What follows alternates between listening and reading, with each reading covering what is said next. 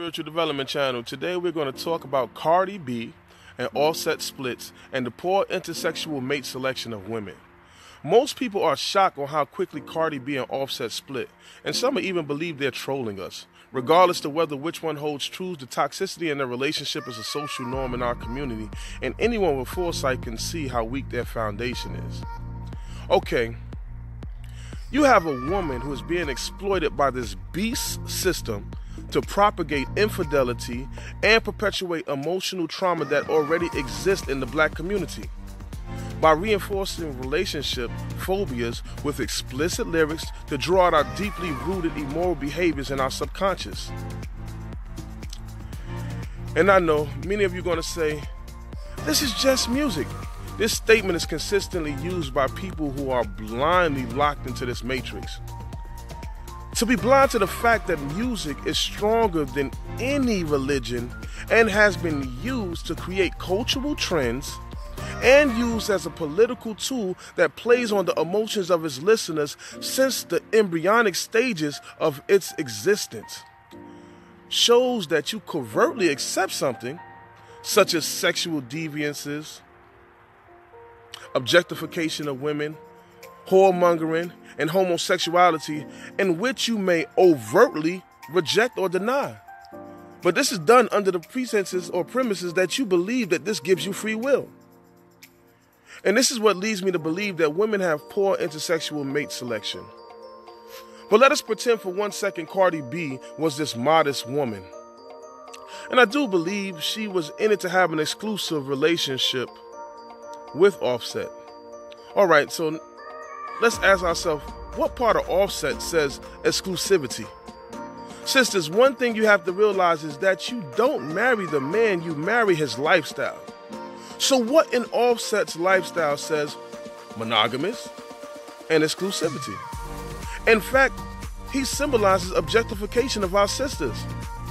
So now, not even a year after having a baby, we have another broken black family being paraded across the TV screen.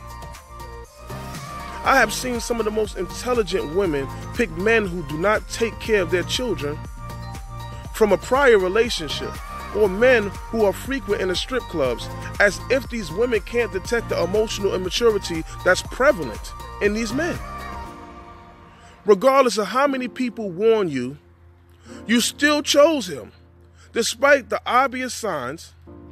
And when it's all said and done, you're going to victimize yourselves as if you inadvertently inherited an abusive relationship, when we all know the truth is that you consciously enrolled yourself into an abusive relationship with the air of arrogancy that no one understands this man but you.